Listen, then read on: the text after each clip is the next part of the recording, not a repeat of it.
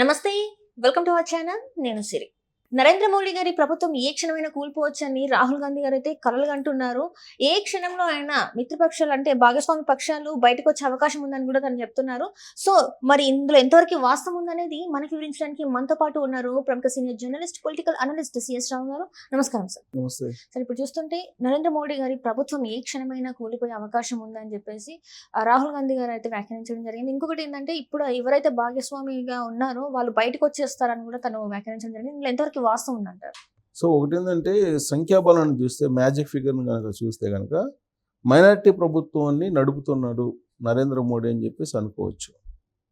Already Congress party ఏం చెప్తుందంటే మధ్యంతర ఎన్నికలు రావచ్చు అనేటువంటి సంకేతాలు ఇస్తుంది. ఇప్పుడు తాజాగా రాహుల్ గాంధీ ఏమంటున్నారు, ఏ రోజైనా సరే నరేంద్ర మోడీ ప్రభుత్వం పడిపోయేటువంటి అవకాశం ఉంది, దాని భాగస్వామి పక్షాలు బయటకు వచ్చేటువంటి అవకాశం ఉందని చెప్పి అంటున్నారు.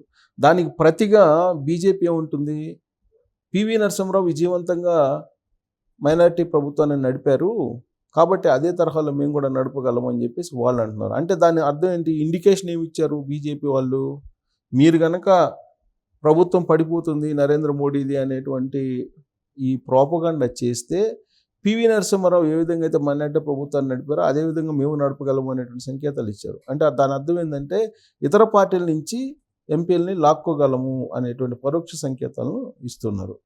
సో మ్యాజిక్ ఫిగర్ని కనుక చూస్తే, ఈ నెంబర్ గేమ్ని కనుక చూస్తే 272 మ్యాజిక్ ఫిగర్, 272 పైగా ఉండాలి. ఇప్పుడు ఎన్డీఏకి 292 ఉన్నాయి. ఎన్డీఏకి ఇది అందరూ మద్దతు ఇస్తున్నారు, ఇప్పుడు మద్దతు ఇస్తున్నటువంటి పరిస్థితి. అయితే బీజేపీకి ఎంత ఉంది, 240 ఉన్నాయి. ఇంకొక 32 మంది కనుక వెళ్ళిపోతే, 32 మంది కనుక పక్కకి వెళ్ళిపోతే ఆయన ప్రభుత్వం 32 కూడా అవసరం లేదు, 292 ఉన్నాయి కదా, 292 272 వచ్చేస్తే అది అంటే దాదాపుగా ఒక 24 కనుక 24 మంది కనుక వెళ్ళిపోతే అవుట్, గవర్నమెంట్ పడిపోతుంది. గవర్నమెంట్ పడిపోయేటువంటి అవకాశం, అసలు తెలుగుదేశం పార్టీ బయటకు వస్తే గవర్నమెంట్ పడిపోతుంది, దాంట్లో డౌట్ లేదు. సో అందుకే ఇప్పుడు జరుగుతున్నటువంటి డిస్టర్బెన్సెస్ని గమనించి ఎన్డీఏ భాగస్వామి పక్షాల్లో ఏ రోజైనా ప్రభుత్వం పడిపోయే అవకాశం ఉంది, మధ్యంతర ఎన్నికలు వస్తాయి అని చెప్పి రాహుల్ గాంధీ భావిస్తూ ఉన్నారు. అలాంటి ఆలోచన, అలాంటి భావన భారతదేశ ప్రజల్లో కలిగించేలాగా రాహుల్ గాంధీ మాట్లాడుతూ ఉన్నారు. దానికి కారణం ఏంటంటే, స్పీకర్ పదవి కానీ డిప్యూటీ స్పీకర్ పదవి కానీ ఇవి ఇప్పుడు భాగస్వామి పక్షాల్లో లేదంటే ఎన్డీఏ ముందు ఉన్నటువంటి పెద్ద సవాలు. స్పీకర్ పదవి ఎవరికి ఇవ్వాలి అనే దాని మీద చర్చ జరుగుతుంది. స్పీకర్ పదవిని తెలుగుదేశం పార్టీకి ఇవ్వండి, మేము మద్దతు ఇస్తామని చెప్పి ఇండియా కూటమి చెబుతుంది. డిప్యూటీ స్పీకర్ అనేది ప్రతిపక్షాలకు ఇవ్వాలి, ప్రధాన ప్రతిపక్షం కాంగ్రెస్ పార్టీకి ఇవ్వాలి అనేది ఆ పార్టీ యొక్క డిమాండ్. సో ఇవి కనుక జరగకపోతే ఓటింగ్ జరిగేటువంటి అవకాశం ఉంది స్పీకర్గా. సో స్పీకర్కి కనుక ఓటింగ్ జరిగితే అప్పుడు ఈ రెండు పక్షాలకి దూరంగా ఉన్నటువంటి పార్టీలు ఉన్నాయి కదా, ఎన్డీఏకి యూపీఏకి దూరంగా ఉన్నటువంటి పార్టీలు ఉన్నాయి. ఆ పార్టీలు ఎవరికి మొగ్గు చూపుతాయి అనే దాని మీద ఉంది. ప్లస్ స్పీకర్కి ఎన్నిక జరిగితే స్పీకర్ ఎవరు అనే దాని మీద కూడా క్రాస్ ఓటింగ్ జరిగే అవకాశం ఉంది. ఒకవేళ కనుక మ్యాజిక్ ఫిగర్ను తగ్గి స్పీకర్ ఎంపిక విషయంలో కనుక ఓడిపోతే, ఎన్డీఏ కనుక ఓడిపోతే అప్పుడు అసలు అవిశ్వాస తీర్మానం ఎదుర్కోవాల్సి వస్తుంది నరేంద్ర మోడీ. స్పీకర్ కనుక ఒకవేళ ఎన్డీఏ పెట్టినటువంటి వాళ్ళు కనుక ఎంపిక కాకపోతే, ఎందుకంటే ఎన్డీఏ భాగస్వామి పక్షాలు ఉన్నప్పటికీ కూడా ఎన్డీఏ భాగస్వామి పక్షాలకు కూడా కొంత ఇంట్రెస్ట్ ఉంటుంది. ఇప్పుడు ఆయన స్పీకర్ ఇవ్వలేదు తెలుగుదేశం పార్టీకి స్పీకర్ ఇవ్వలేదు కాబట్టి క్రాస్ ఓటింగ్ చేయొచ్చు ఎవరైనా సరే. లేదు బీజేపీకి సంబంధించిన స్పీకర్ని పెట్టారనుకోండి, వీళ్ళందరూ వేస్తారని నమ్మకం లేదు. ఎందుకంటే అక్కడ విప్పు జారీ చేయటాలు, లేదంటే అక్కడ స్వేచ్ఛాయుతంగా స్పీకర్ని ఎంపిక చేసుకోవచ్చు, అనర్హత వేటేయాలి, ఇలాంటివి ఏమి ఉండవు. సో కాబట్టి ఆ స్పీకర్ విషయంలో ఎన్నిక జరిగితే కనుక ఏదైనా జరగచ్చు అనేటువంటిది రాహుల్ గాంధీ ఆలోచన అయి ఉండొచ్చు బహుశా, నేను అనుకోవటం. అందుకే ఆయన ఏ రోజైనా గవర్నమెంట్ పడిపోయే అవకాశం ఉంది, భాగస్వామి పక్షాల్లో బాగా గ్యాప్ వచ్చింది అనేది ఆయన ఆలోచనగా చెప్తూ ఉన్నారు. సో ఇక్కడ మనం చూస్తే ఎన్డీఏ భాగస్వామి పక్షాలు చూస్తే కనుక మొత్తం జేడీయూ ఉంది, జేడీయూకి 12 ఉన్నాయి అసలు. అలాగే శివసేన, సిండే పార్టీ దానికి 3 ఏమో ఉన్నాయి. ఇలా భాగస్వామ్య పక్షాలకి మొత్తం కలిపితే నీకు 16 ఏమో తెలుగుదేశం పార్టీకి ఉంది. అవును సార్. ఇలా మొత్తం కలిపితే మైనారిటీ ప్రభుత్వమే, పెద్ద మెజారిటీ ఏమీ లేదు ఇక్కడ. సో కాబట్టి ఈ రెండింటికి దూరంగా ఉన్నటువంటి పార్టీలు ఏమున్నాయి ఇక్కడ? బీఆర్ఎస్ పార్టీ అంటే దానికి ఏమి లోక్సభలో లేదనుకోండి ఎంపీలు ఇప్పుడు ప్రజెంట్. వైఎస్ఆర్ కాంగ్రెస్ పార్టీ, ఆ పార్టీకి 4 ఉన్నాయి. తర్వాత బిఎస్పి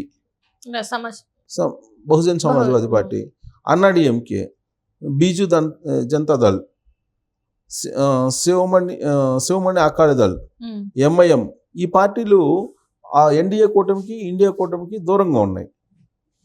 సో హర్యానాలో ఉన్నటువంటి జననాయక్ జనతా పార్టీ, ఈ పార్టీలు దూరంగా ఉన్నాయి. ఈ పార్టీలు రేపు స్పీకర్ ఎన్నిక జరిగితే ఎవరికి సపోర్ట్ చేస్తాయి అనేది అనుమానం, చెప్పలేము. ఎవరికైనా కానీ చేయొచ్చు. సో ఇప్పుడు ఒకవేళ నితీష్ కుమార్, చంద్రబాబు నాయుడు ఇద్దరు కనుక బయటకు వస్తే, లేదు బయటికి రాకపోయినా కానీ మీ ఆత్మ ప్రబోధానుసారం మీరు ఓట్లేయండి అని చెప్పినా కానీ, భాగస్వామ్య పక్షం తమకి స్పీకర్ ఇవ్వలేదు కాబట్టి మీ ఆత్మ ప్రబోధానుసారం ఓట్లేయండి అని చెప్పి ఇస్తే కనుక ఎంపీలకి అలాంటి ఆదేశాలు జారీ చేస్తే, స్పీకర్ రేపు బీజేపీ వాళ్ళు పెట్టేటువంటి అతను గెలవకపోతే ఆటోమేటిక్గా ప్రభుత్వం దీపాలు చూస్తుంది, అవిశ్వాసం పెట్టాల్సి వస్తుంది. అవిశ్వాసం పెడితే ఏం జరుగుతుందో తెలియదు. సో ఇలాంటి గందరగోళ పరిస్థితుల్లో ఇప్పుడు రాహుల్ గాంధీ కొత్తగా స్టేట్మెంట్ ఇవ్వటం అనేది కొంత చర్చనీయాంశంగా మారింది. నరేంద్ర మోడీ ప్రభుత్వం మైనారిటీ ప్రభుత్వం కాబట్టి ఈ మైనారిటీ ప్రభుత్వం ఎన్ని రోజులు ఉంటుందో చెప్పలేము అనేది ఆయన యొక్క అభిప్రాయం. ఇదే అభిప్రాయాన్ని శరద్ పవార్ కూడా వ్యక్తం చేశారు. శరద్ పవార్ వ్యక్తం చేయడంతో పాటు శరద్ పవార్ ఓపెన్ ఆఫర్ ఇచ్చారు తెలుగుదేశం పార్టీకి, స్పీకర్ తీసుకొని మేము సపోర్ట్ చేస్తాము అని చెప్పేసి. సో కాబట్టి ఇప్పుడున్నటువంటి పరిస్థితుల్లో మైనారిటీ ప్రభుత్వాన్ని నడపాలి అని అంటే కనుక ఈ మైనారిటీ ప్రభుత్వం ఎంతకాలం నిలబడదు అనేది రాహుల్ గాంధీ యొక్క అభిప్రాయం. సో కాబట్టి స్పీకర్ ఎన్నిక తర్వాత పరిణామాలు చాలా వేగంగా మారిపోతాయి. ఆ మారేటువంటి పరిణామాలు అనూహ్యంగా ఉంటాయి అనేది కాంగ్రెస్ పార్టీ ఒక భావన. అందుకే వాళ్ళు మధ్యంతర ఎన్నికల దిశగా చాలా వేగంగా వెళ్తూ ఉన్నారు. ప్రధానమంత్రి నరేంద్ర మోడీ విషయంలో ఆర్ఎస్ఎస్, బీజేపీ కూడా డిఫరెంట్గా ఉన్నాయి. ఆర్ఎస్ఎస్ ఒకటి భావిస్తుంది, బీజేపీ ఇంకోటి భావిస్తుంది. నరేంద్ర మోడీ, అమిత్ షా ఆధ్వర్యంలో ఉన్నటువంటి బీజేపీ, ఆర్ఎస్ఎస్ మాత్రం స్పీకర్ పదవిని బీజేపీకి కాకుండా భాగస్వామ్య పక్షమైనటువంటి తెలుగుదేశం పార్టీకే ఇవ్వాలి అనేటువంటి ఒక ఆలోచన కూడా చేస్తున్నట్టు ఢిల్లీ వర్గాల్లో నడుస్తున్నటువంటి చర్చ. ఇటీవల 2 రోజుల క్రితం ఉత్తరప్రదేశ్ ముఖ్యమంత్రిగా ఉన్నటువంటి యోగి ఆదిత్యనాథ్, అలాగే మోహన్ భగవత్ ఆర్ఎస్ఎస్ చీఫ్, వాళ్ళిద్దరు కూడా భేటీ అయ్యారు. వాళ్ళిద్దరు భేటీ అయినటువంటి సందర్భంగా వాళ్ళిద్దరి మధ్య జరిగినటువంటి చర్చ ఏంటి అనేది ఇప్పటివరకు బయట రావట్లా.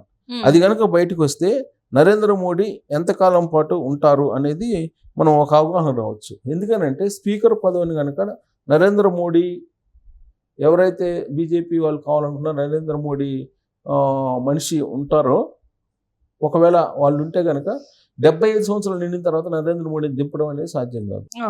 సో కాబట్టి జనరల్గా 75 సంవత్సరాల్లో తర్వాత ప్రత్యక్ష ఎన్నికల్లో, ప్రత్యక్ష రాజకీయాల్లో ఉండకూడదు అనేది బీజేపీ యొక్క మ్యాండేటరీ.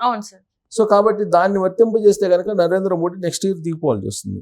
అది జరగాలంటే కనుక ఇప్పుడు స్పీకర్ అనే పదవిని నరేంద్ర మోడీ మనిషికి ఇవ్వకూడదు. సో ఆ కాన్సెప్ట్లో ఆర్ఎస్ఎస్ కూడా ఇప్పుడు పావులు కదుపుతుంది. పావులు కదుపుతున్నటువంటి క్రమంలో ఇప్పుడు ఏం జరుగుతుంది అనేది నరేంద్ర మోడీకి ఒక రకంగా చెప్పాలంటే ఆందోళన అయితే ఉంటుంది, ఉండకుండా అయితే ఉండదు. Right sir, right. Thank you so much sir.